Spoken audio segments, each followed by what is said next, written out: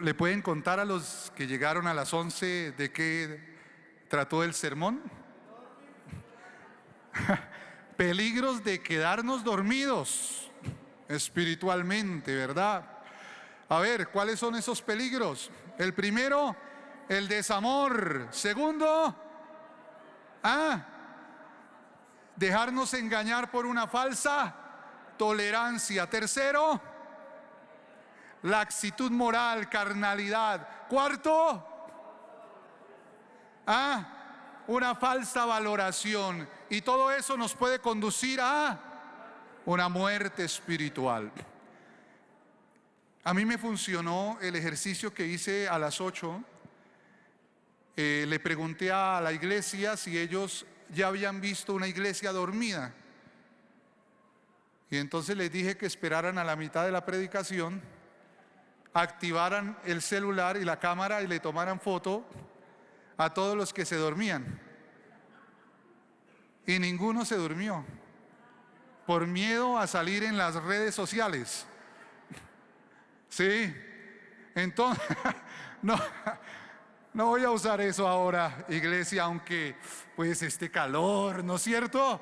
¿Verdad? Como que invita, tremendo, pero vamos a hacer ese ejercicio de no quedarnos dormidos. Ahora, querida iglesia, a las 8, peligros de quedarnos dormidos. A las 11, los desafíos para despertar. Vaya conmigo a Efesios capítulo 5 y el verso 14. El que no es rápido, yo voy a usar hoy bastante la Biblia. Si tú no eres rápido para buscar, ahí en pantalla va apareciendo entonces el texto. Efesios 5:14 dice, léanlo conmigo, ¿qué? ¿Sí lo quieren leer? A ver, 1, 2, 3. Por lo cual dice que tú que duermes y levántate. ¿Y qué pasa? Bueno, esto tenía parecido a un costal lleno de pollos, todos, cada cual por su lado. Vamos a una sola voz, lo hacemos en orden. ¿Listo? 1, 2, 3. Por lo cual dice, despiértate tú que duermes y levántate de los muertos y te alumbrará Cristo. Muy bien, mejoró. Ahora vamos a una segunda cita que está en el libro de Eclesiastés, capítulo 10, versículo 18. Eclesiastés 10, 18. No sé si Dios les va a hablar a algunos que dejaron la casa y la tienen en esta condición. Mire lo que dice allí. Por la pereza o por el sueño, por la pasividad, qué sé yo, se cae la techumbre, y por la flojedad de las manos se llueve la casa. Pero apliquémoslo en el sentido espiritual. Por nuestra pasividad espiritual también se destruye nuestra vida cristiana. De ahí que Dios hoy nos haga unos desafíos para despertar. Y querida iglesia, así como usé Apocalipsis 2 y 3 esta mañana para hablar del reproche que Dios hace a la iglesia, quiero usar el libro de Hechos para referirme a esos desafíos. ¿Por qué razón? Porque si hay una iglesia que debemos imitar, si hay una iglesia que debe ser nuestro modelo, porque hoy hay muchos que buscan el secreto del crecimiento, el secreto del avance, y de pronto copiamos experiencias de iglesias que consideramos exitosas. Podemos pensar de pronto en iglesias en Corea, en Estados Unidos. Pero yo quiero decirles hoy que si necesitamos remitirnos a una iglesia trascendente, una iglesia que dejó impacto a nivel de la sociedad, una iglesia que pudo sacudir un imperio, una iglesia que fue perseguida. Si ustedes conocen de historia de la iglesia, los emperadores romanos odiaron a los cristianos.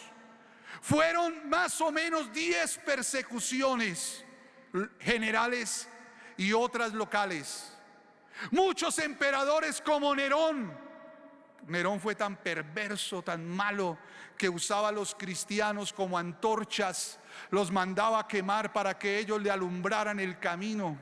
Era terrible Nerón. Fue tan malo que ninguno se atreve a ponerle a un hijo de nombre Nerón, a no ser por desquite. Perdóneme si hay algún Nerón acá, pero Nerón se lo ponen a los perros, porque el tipo fue perverso y odió a los creyentes.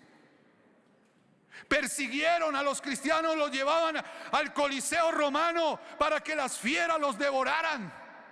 Los perseguían.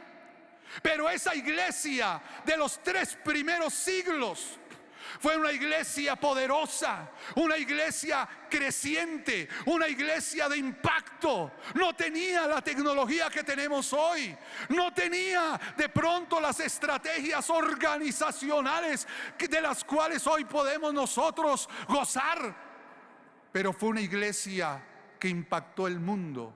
Y por eso quiero invitarles para que vayamos al libro de Hechos. Y hoy del libro de Hechos extractemos 10 desafíos. Yo no sé si el ayuno de hoy me va a alcanzar para estos 10 desafíos. De pronto hoy terminando por ahí a las 3:30 de la tarde.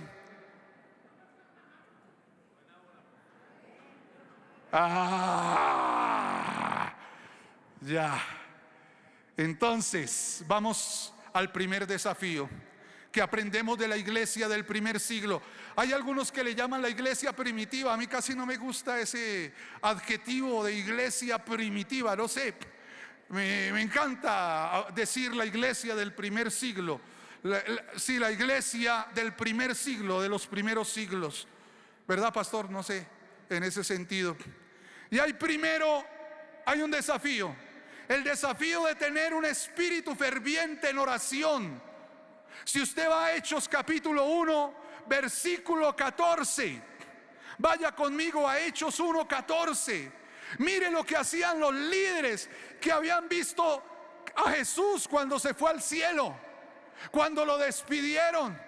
Y Jesús les dijo: esperen la promesa, allí espérenla. Pero miren la actitud de estos creyentes en esa espera. Ustedes y yo también estamos esperando una promesa del retorno de Jesús algún día. ¿Cuánto lo están esperando? Debemos esperar con la actitud correcta como ellos. Dice Hechos 1:14: todos estos perseveraban unánimes, viendo las series de Netflix, viendo los partidos de la Champions League,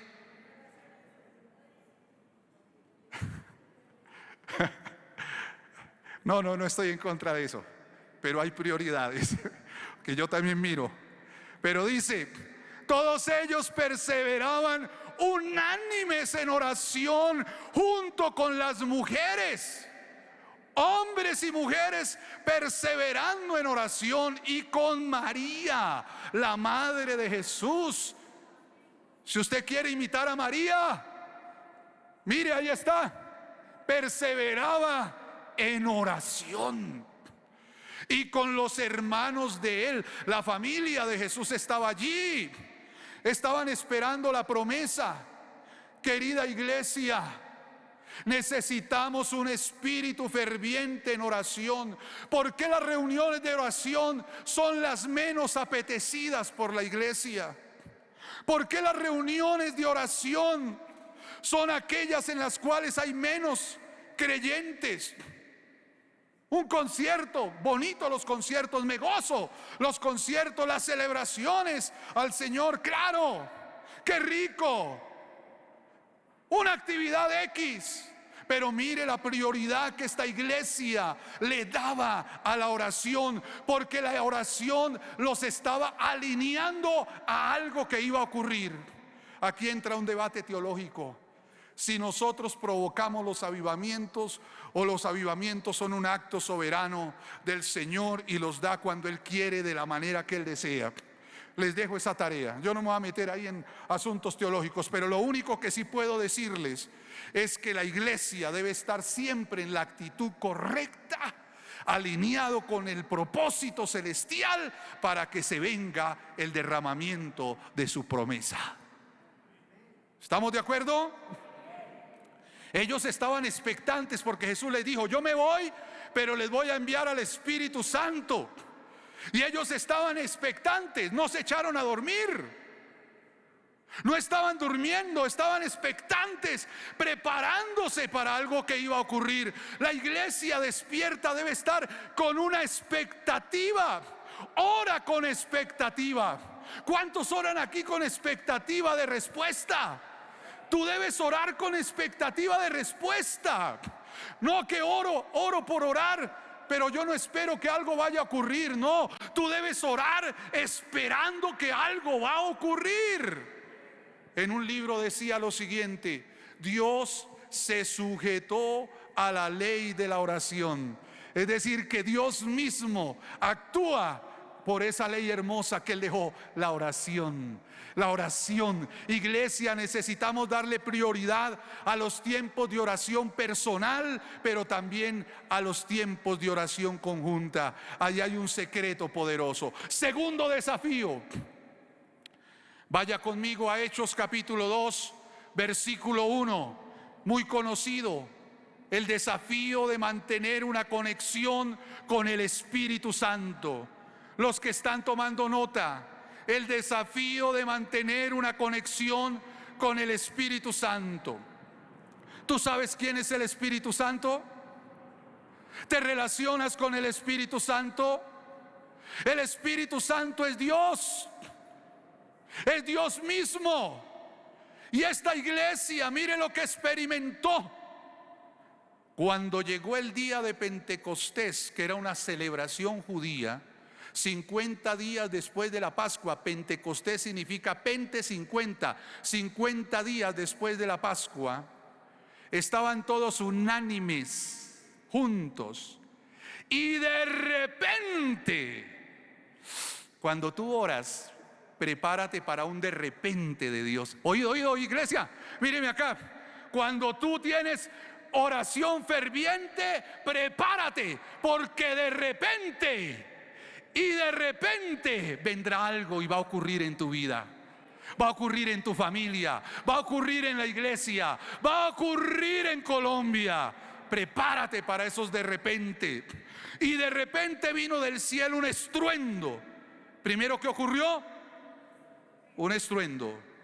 Y después dice, como de un viento recio que soplaba, viento, el cual llenó toda la casa donde estaban sentados. ¿Cómo estaban? A veces pensamos que hay posturas más espirituales que otras. A veces pensamos que el poder está en apretar los ojos, apretar la boca, hacer muecas, y que así Dios me escucha más. Hay gente que piensa así. Pero mire que esta iglesia estaban, ¿qué? Unánimes, sentados. Pero estaban en actitud de oración. Y Dios lo dice: y se les aparecieron lenguas repartidas como de fuego, asentándose sobre cada uno de ellos, y fueron todos llenos del Espíritu Santo, y comenzaron a hablar otras lenguas según el Espíritu les daba que hablasen. Iglesia, míreme acá. Ese libro de Hechos, pienso que debería no decir Hechos de los Apóstoles, sino Hechos del Espíritu Santo. Porque ni Pedro, ni Pablo, ni Felipe, ni ningún otro podía haber hecho obras tan poderosas si en ellos no hubiese estado el Espíritu Santo. Querida iglesia, necesitamos darle el lugar al Espíritu Santo que corresponde en mi vida y en la iglesia. El Espíritu Santo debe ser tenido como prioridad y nuestra relación con Él. De lo contrario, la iglesia será un buen club social, pero no habrá poder. Porque estos primeros hombres y mujeres impactaron y trastornaron el mundo, porque ellos estaban llenos del poder del Espíritu Santo. Esta mañana les dije, Sansón, el gigante poderoso, ¿por qué tenía tanta fuerza? Porque sobre él venía el Espíritu de Dios. ¿Por qué la iglesia puede tener poder para cambiar, para trastornar esta sociedad que está convulsionada? ¿Por qué nosotros como iglesia, nosotros somos llamados a generar un impacto social? No lo van a hacer ni los mejores políticos, no lo van a hacer ninguno de los partidos, no lo van a hacer los mejores conferencistas motivacionales. El único que tiene autoridad para trastornar, cambiar, es el Espíritu Santo a través de la iglesia. Amén.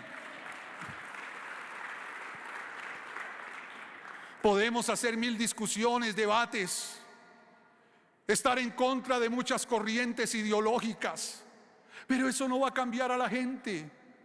El único que va a trastornar, que va a cambiar, es el poder del Espíritu Santo en la iglesia. Usted, querida dama, puede coger a sus hijos y aplicarles el dar de bibliazos, coger Biblia y darles Biblia. Pero si usted no tiene el poder del Espíritu Santo, no va a ocurrir. Necesitamos la unción. La iglesia del primer siglo fue contundente y poderosa porque el Espíritu Santo estaba fluyendo a través de ellos. Tercer desafío: el desafío de despertar a la comprensión profética del aquí y el ahora. Voy a repetirlo porque es largo. El desafío de despertar a la comprensión profética del aquí y el ahora. Cuando los discípulos recibieron el Espíritu Santo, hablaban en otras lenguas y parecían borrachos. Y la gente que los escuchaba hablar decían: están llenos de mosto, es decir, están borrachos.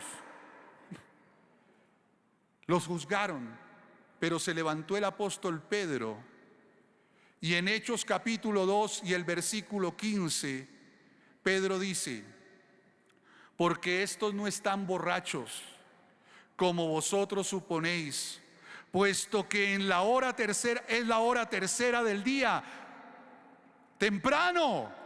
Mas esto es lo dicho por el profeta Joel: y en los postreros días, dice Dios, derramaré mi espíritu sobre toda carne, y vuestros hijos y vuestras hijas profetizarán, y vuestros jóvenes verán visiones, y vuestros ancianos soñarán sueños. Iglesia, míreme aquí.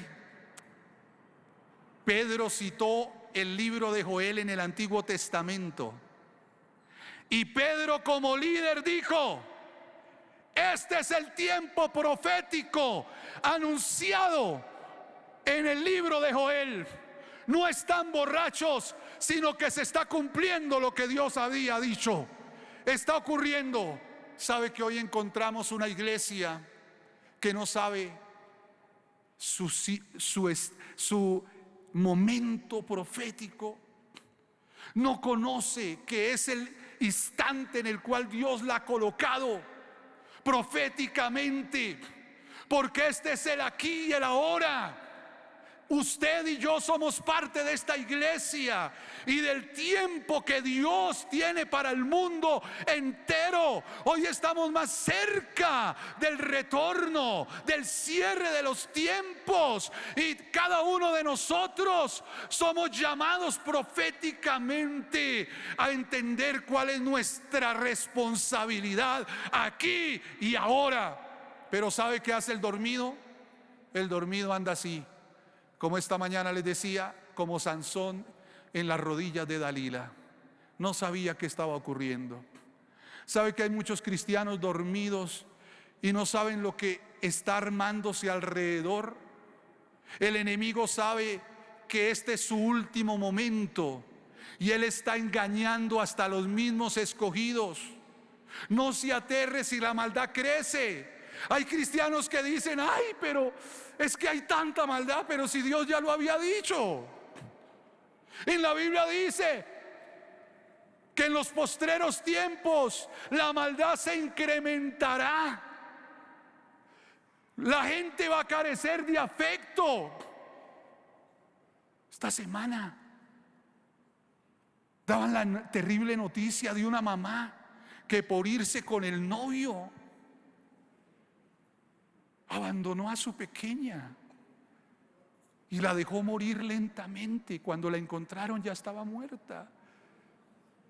Hoy en día usted se pregunta cómo es posible que alguien sea capaz de hacer eso.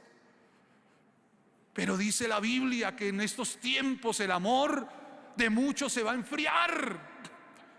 La gente no se va a satisfacer con hacer maldad, quiere hacer más maldad. Y usted y yo estamos llamados a entender que este es el tiempo profético para que despertemos y hagamos algo por esta humanidad. ¿De acuerdo? Si va a aplaudir, hágalo bien. Para Dios. Amén. Cuarto desafío. Hechos 2:41. Vaya conmigo a Hechos 2:41.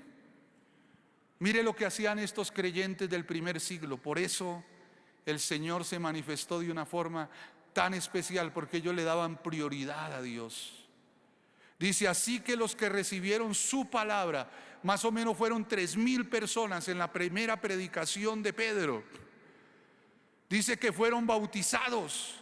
Ahí dice, y se añadieron como 3,000. Y perseveraban ¿en qué? ¿En qué? Las enseñanzas que ellos habían recibido de Jesús. Ellos estaban también compartiéndolas y permanecían. ¿Recuerda una de los peligros de la iglesia dormida? Uno de los peligros es permitir que se filtre enseñanza vana, que es bonita para el oído. Un evangelio muy agradable, terapéutico, muy lindo. ¿Recuerda que les conté a las 8 que en Estados Unidos hay un movimiento progresista evangélico? Y muchos pastores han migrado a ese movimiento progresista.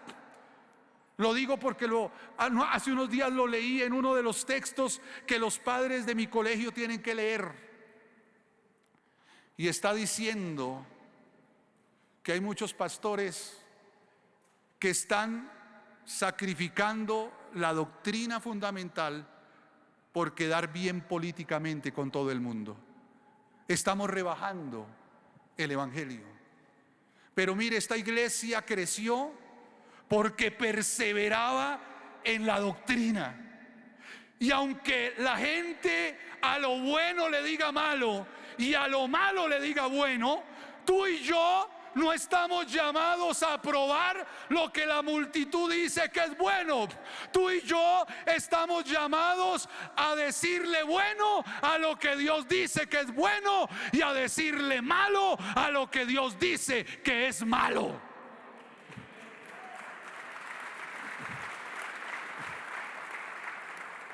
Nunca el crecimiento de la iglesia debe sacrificar la pureza de la doctrina.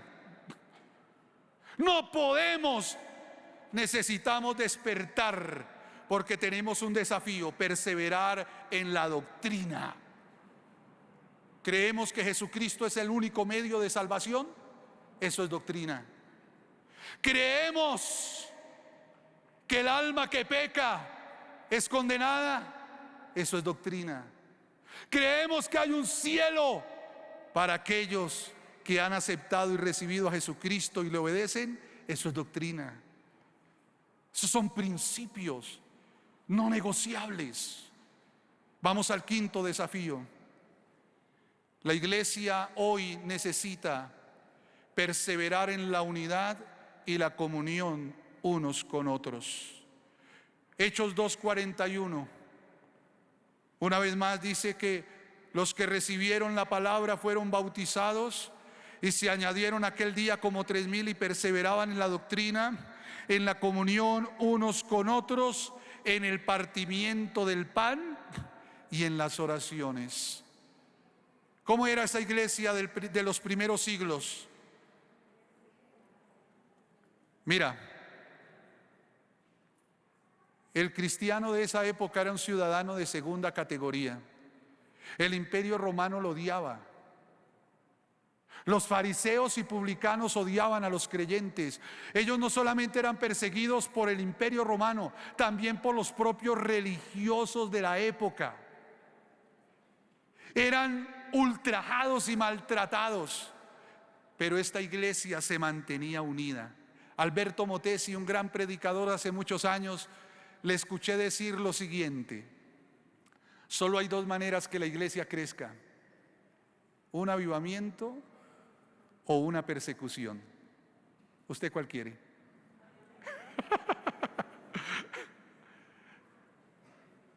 Tenemos ejemplos. La iglesia en China, donde los cristianos son llevados a las cárceles, es una iglesia que ha crecido inmensamente.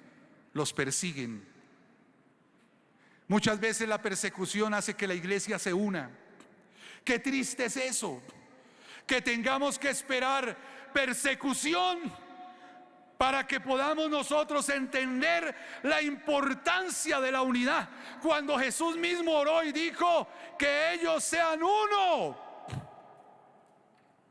Es triste esto, encontrar que no hay un sentido de comunidad.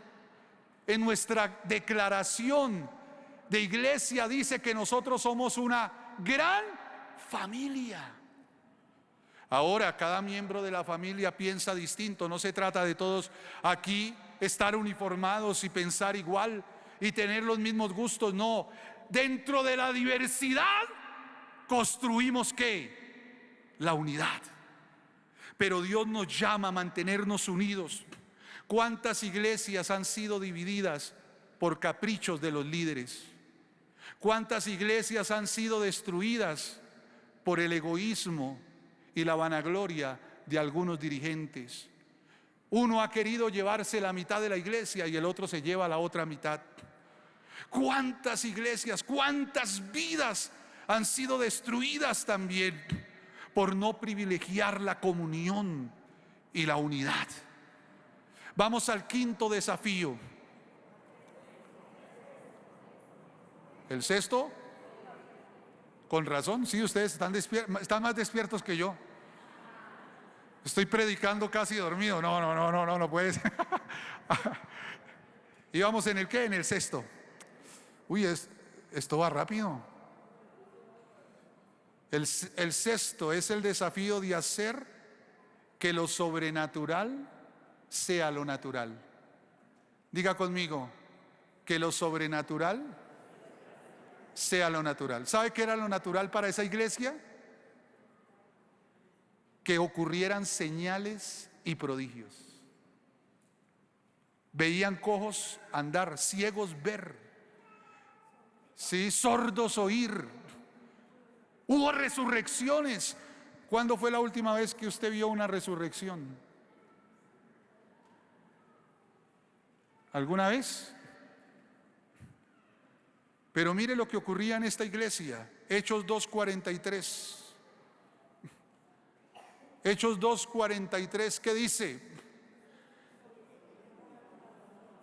Y muchas ¿qué? Maravillas y señales eran hechas por... ¿Sabe que hay una doctrina que se llama los cesacionistas? Y ellos dicen que fueron solo los apóstoles los que pudieron hacer esas señales, y que fue solo para esa época, que ya hoy no debemos anhelar ver señales, maravillas ni milagros. ¿Qué dicen ustedes? ¿Podemos hacer que lo natural sea lo sobrenatural? Y que también en Colombia, en Bogotá, vean maravillas y señales, prodigios, para que la gente crea que Dios es poderoso. Hagamos de lo sobrenatural lo natural. Esta humanidad necesita ver que hay un Dios real, un Dios auténtico. Mire, estos cristianos iban por todos los lugares orando por los enfermos y se sanaban. Hay un pasaje que dice que iban y la sombra de los apóstoles sanaba, solo la sombra sanaba, porque Jesús les había dicho que aquel que creía en Él vería cosas mayores. ¿Creen que vamos a ver cosas mayores en la iglesia Vida en Acción? ¿Cuántos anhelan ver esas maravillas, esos prodigios? Hemos visto, sí, Dios se ha glorificado, hemos visto obras de Dios, pero necesitamos hacer que esto sea lo cotidiano. No que tú abras los ojos y ¡oh!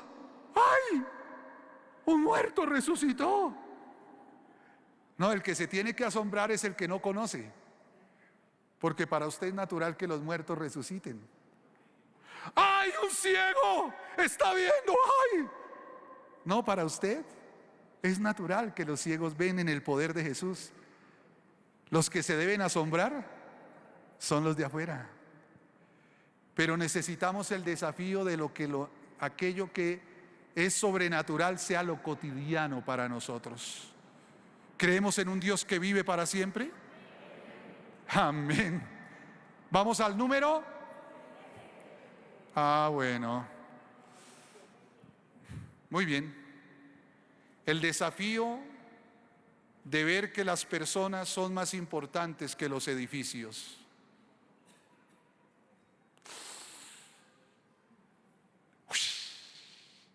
Este edificio, este templo, esto no es la iglesia. Usted y yo somos iglesia. Y vamos a embellecer este lugar. Yo quiero verlo muy hermoso. Pero esto no es más importante que la gente que está aquí reunida. La iglesia del primer siglo, del primer y segundo siglo, lo entendió. Vaya conmigo a Hechos 2:45. Hechos 2:45, mire lo que hacían ellos. Y vendían sus propiedades y sus bienes y los repartían a todos según la necesidad de cada uno. Y en Hechos 4:34 y 35 dice: así que no había entre ellos ningún necesitado, porque todos los que poseían heredades o casas las vendían y traían el precio de lo vendido y lo ponían a los pies de los apóstoles, y se repartía a cada uno según su necesidad. ¡Wow! ¡Ush! Eso no era comunismo, porque el comunismo es un sistema que le imponen a la sociedad a la brava, porque del corazón humano nunca nace el desprendimiento. Esta iglesia sabía que había alguien más importante que todo lo que poseían, y ese era Jesús. Y que ese Jesús quería que ellos brindaran. ¿Significa esto que todo el mundo se quedaba sin propiedad? No, tampoco es la enseñanza que algunos tienen. Si ve que a Dios no le gusta la propiedad privada, eso es una falsedad. Vendían las que ellos querían y repartían, porque ahí no había obligación ninguna. Ninguno era presionado por el Estado para vender su casa y traerla. No, eso nació del corazón, porque ellos entendieron que el hermano que tienen a su lado es más importante que la pared que está ahí. Lograron comprender que el sufrimiento del otro es mi propio sufrimiento. Lograron entender que la necesidad del otro es mi propia necesidad. Lograron comprender que en la medida que Dios me bendice para dar al otro. Lograron comprender que es necesario trabajar para poder tener propiedad, y esa bendición que Dios me da a través del trabajo, bendigo a otro para que cuando él tenga pueda bendecir a otros. Ay, es que hay muchos que se pegan de eso de una manera incorrecta para justificar una ideología que no es bíblica. Aquí hay un espíritu de solidaridad, de caridad, de desprendimiento. Quiero contarles una historia que leí. Ustedes saben que durante los 2 primeros siglos Roma fue azotada por unas pestes. ¿Recuerdan? Hace unos años tuvimos una pandemia, ¿no es cierto? Y todos somos sobrevivientes. Somos leyendas todos, ¿verdad? ¿Sabe que el Imperio Romano fue azotado por 2 pestes fuertes? La llamaron la peste cipriana y la peste antonina. La gente, uno la veía, decían los historiadores, las veían por la calle. Los que tenían familiares enfermos, para no contagiarse, dicen los historiadores, los botaban a la calle. Las calles estaban inundadas de cadáveres y de gente muriendo por la peste. Pero ¿sabe qué escriben algunos historiadores romanos? Escúchelo bien. Y esos paganos, refiriéndose a los cristianos, y esos paganos, a ninguno le da miedo infectarse. Atienden en las calles a nuestros enfermos. Los que nosotros abandonamos, ellos los recogen. Los niños que dejamos, porque para el Imperio Romano, para algunos, los niños que nacían con alguna deformidad, lo abandonaban a su propia suerte. Pero los cristianos, dicen los historiadores, los recogían y los adoptaban. Si alguien puede preciarse del valor de la vida y de ser defensores de la vida y de la igualdad, es el pueblo de Dios. Somos nosotros los cristianos que defendemos la vida por encima de cualquier cosa. Y ese testimonio fue tan contundente que los romanos tenían que rendirse al cristianismo por el trabajo y la obra social de la iglesia. Querida iglesia, no es en 4 paredes. Allá está el reto de ayudar. La caridad cristiana, el servicio cristiano, es más importante la gente que las paredes. Yo no estoy en contra de edificar un templo bonito, pero lo más importante es que le demostremos al mundo que nosotros los amamos a ellos y que aquí nosotros nos amamos también. Vamos al 8. Número 8. El desafío de ser contracorriente. ¿Hay algún contracorriente aquí en esta reunión? ¿Sí hay contracorriente? ¿Y no están reunidos allá luego? Mire lo que dice Hechos 5, verso 29. Hechos 5, 29 nos dice: cuando les prohibieron predicar el evangelio, ¿qué dijo Pedro? Respondiendo Pedro y los apóstoles dijeron: es necesario obedecer a Dios antes que a los hombres. Esa iglesia de los primeros siglos fue una iglesia en oposición, fue contracultura. Los romanos decían, el hombre romano decía: la esposa es para los hijos, antes para el placer. No había un valor de la mujer. Y los cristianos, el apóstol Pablo les dijo: maridos, amen a sus mujeres como a sus mismos cuerpos.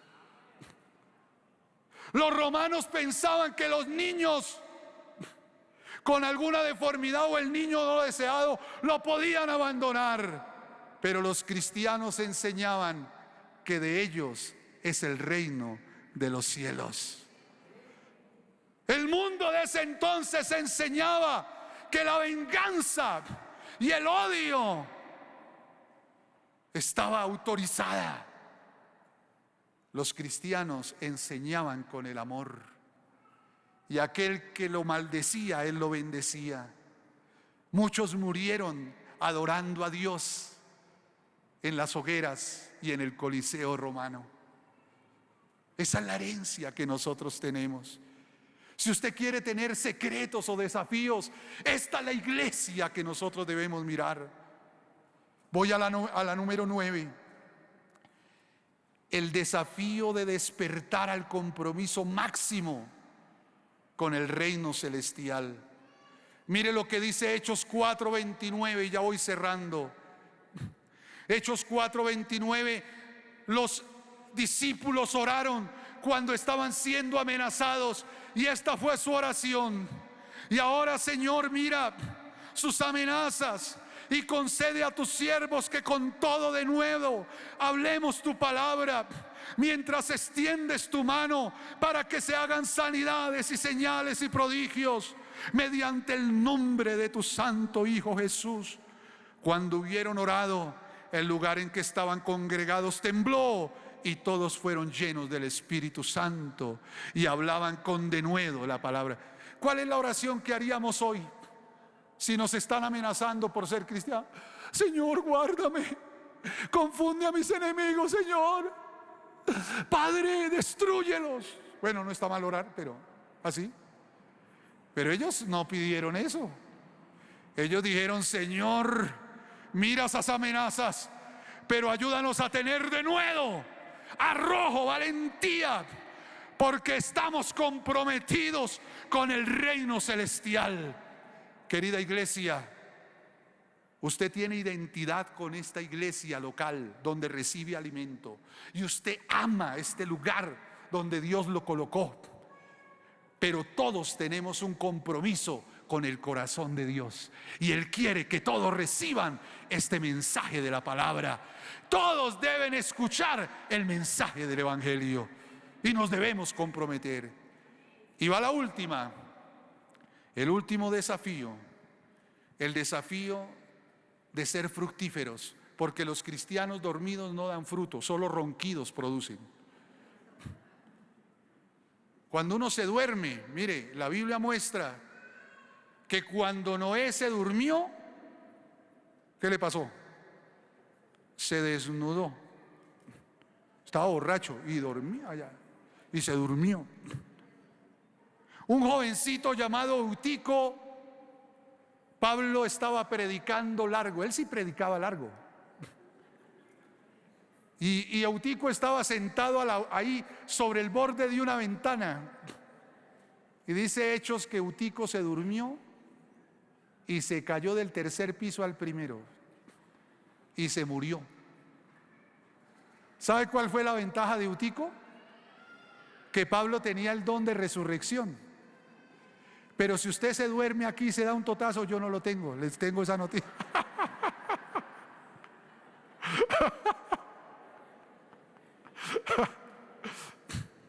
¡Pilas! Pero mire lo que hacían estos cristianos. El desafío número 10, Hechos 8:4, y con este termino. Pero los que fueron esparcidos por la persecución iban por todas partes anunciando el Evangelio. ¿Iban qué? Iban por todas partes anunciando el Evangelio. Querida iglesia, es importante que nosotros atendamos realmente a lo que significa el compromiso con el reino. Y les quiero regalar un último texto para cerrar. Hechos 2:47. Mire lo que habla de esta iglesia. ¿Qué hacía esta iglesia a pesar de la pobreza de algunos, a pesar de la persecución de otros, a pesar de ser ciudadanos de segunda categoría, a pesar de las amenazas y la cárcel, a pesar del Coliseo romano, a pesar de las pestes? Hechos 2:47. ¿Qué hacía esta iglesia? Alabando a Dios y teniendo favor con todos. ¿Sabe cuál es el nombre de esto? Es el desafío de la adoración auténtica. ¿La adoración qué? Una adoración contagiosa. Les quiero leer algo que le atribuyen a Billy Graham, un gran predicador. Estos días se lo vi en una publicación al pastor también. Y Billy Graham dice: adoración no es la música que cantas, es la vida que llevas cuando la música deja de sonar. Por eso esta iglesia impactó tanto, porque ellos alababan a Dios y tenían favor con la gente. Tenían una vida contagiosa. A pesar de todo, ellos tenían una actitud de fe ante la vida. ¿Cómo es tu actitud ante tu familia? ¿Cómo es tu actitud ante tus compañeros de trabajo? ¿Cómo es tu actitud pura quejabanza? Uy, qué día, uy, qué patrón, uy, qué rabia, uy, qué tal cosa, uy, estoy pobre, uy, tal cosa, uy, hoy llovió, uy, hoy salió el sol, ay, qué rabia.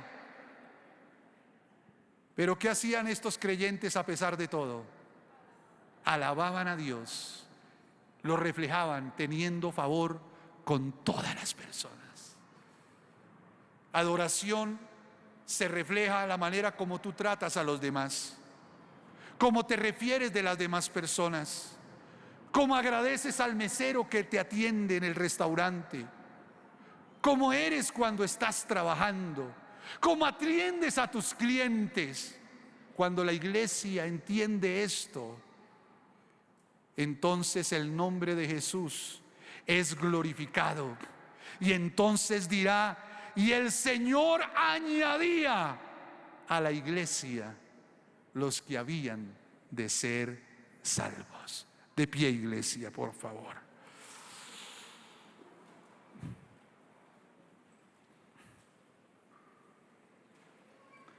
Guardemos un momento de quietud.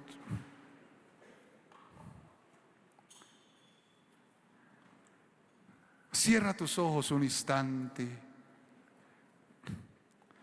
El Señor como iglesia nos está incomodando un poco, porque Él necesita que salgamos de nuestro letargo, de la zona de confort, de la pasividad y del sueño.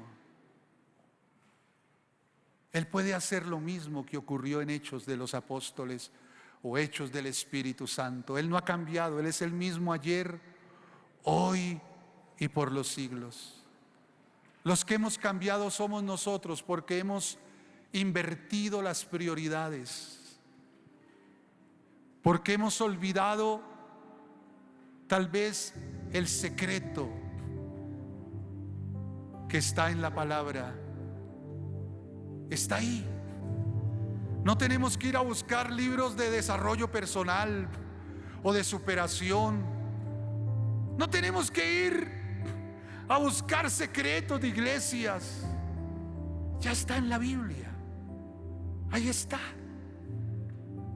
Esos son los desafíos para ti y para mí. Cambian las épocas, cambia la gente, pero Dios es el mismo. Sus principios se aplican para cualquier época. Mantén tus ojos cerrados y habla con Dios. ¿Cuántos aceptan el desafío de ser fervientes en la oración? ¿Cuántos aceptan el desafío de mantener una conexión con el Espíritu Santo? ¿Cuántos aceptan el desafío de privilegiar la sana doctrina por encima de lo que la sociedad diga? ¿Cuántos aceptan el desafío de mantener la unidad y la comunidad y la familia, aunque pensemos diferente? ¿Cuántos aceptan el desafío de pensar en las personas y, aunque tengamos que desprendernos un poco de lo nuestro, pensemos en el bienestar de los demás? ¿Cuántos aceptan el desafío de ser perseverantes en la propagación de la palabra. ¿Cuántos aceptan el desafío de tener una vida contagiosa de adoración? No solo porque cantas bonito, sino porque la adoración la llevas a la casa, al trabajo. Levanta tus manos hoy.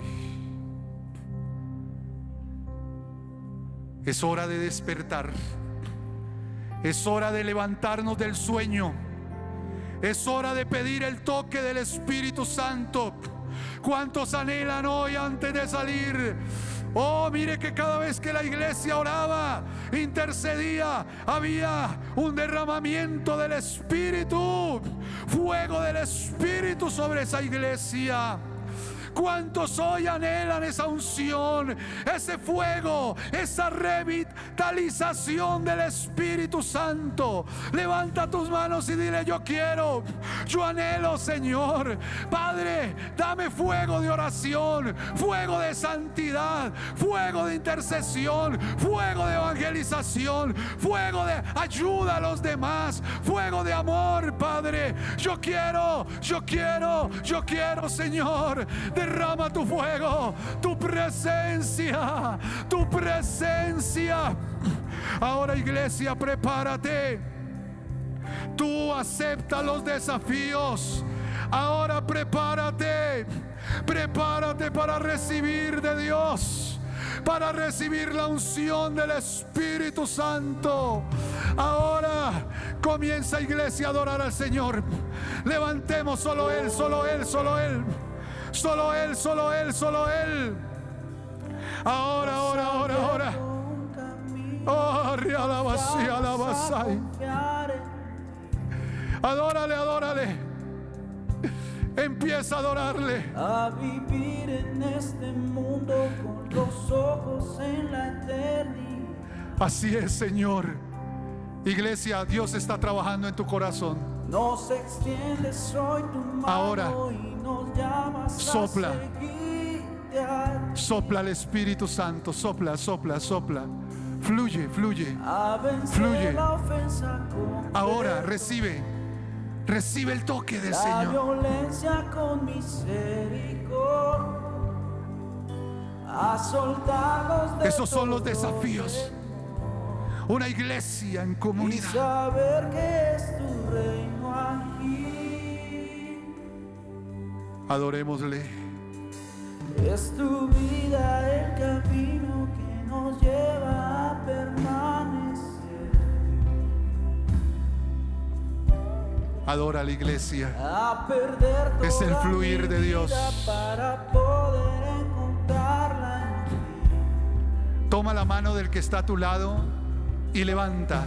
Nos Somos extiendes familia. hoy tu mano y nos Somos llamas comunidad. a seguirte a Y ti. todos unidos vamos adelante. A vencer Nos ayudamos la unos ofensa a con otros. perdón. La violencia No estamos con solos. misericordia. Recíbelo, A recíbelo. soltarnos de todo Aquí en unidad. Y y perseveraban saber que es tu reino unánimes aquí.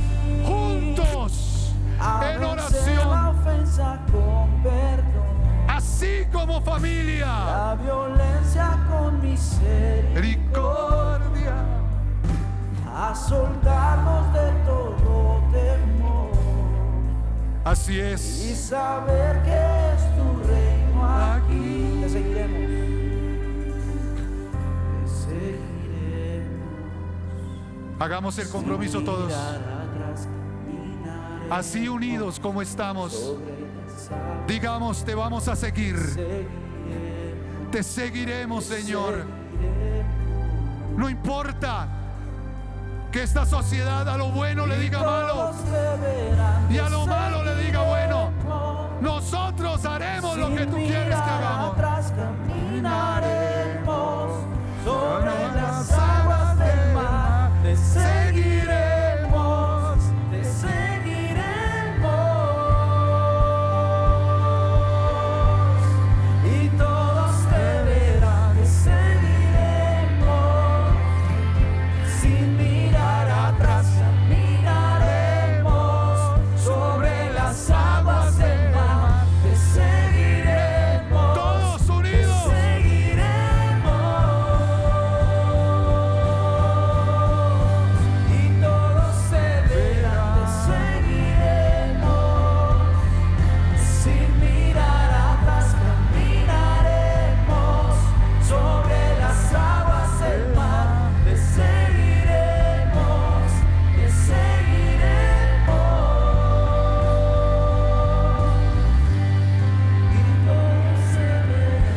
Hay algo que el Señor coloca en mi corazón antes de salir de acá.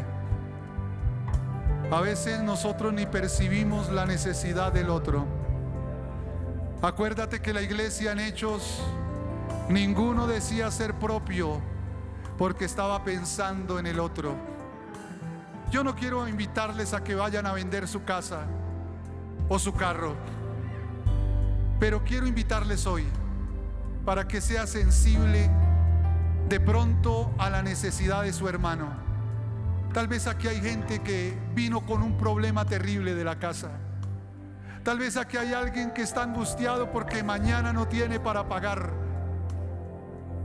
Tal vez hay alguien aquí llorando porque tiene a un hijo enfermo, porque tiene a un familiar en el hospital, porque hay alguien que está en la droga, porque el matrimonio está a punto de fracturarse, porque llegó aquí golpeada por su esposo. Yo quiero invitar para que tú salgas de tu lugar y cerremos este culto orando unos por otros. Acércate a unas 2, 3 personas, abrázalas y ora por ellos. Tú ni te imaginas la necesidad que puede haber. Mientras cantamos aquí todos unidos, ministra y ora por él, ora por ella. Preferiblemente alguien que tú de pronto no conozcas, ora por él. Extiende tu brazo. Eso se llama pensar y tener favor en el otro. Ora por él.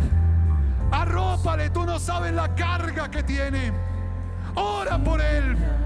Tú no conoces su lucha, su dificultad, su adversidad, su tristeza, su miedo. Ora por él. Ora por él. Ora por ella. Señor, esto es familia, esto es comunidad, esto es entender el corazón de Jesús. Unos por otros, pensamos en el otro, amamos al otro. Señor, derrama ese amor tuyo, porque unidos te vamos a seguir, te vamos a seguir.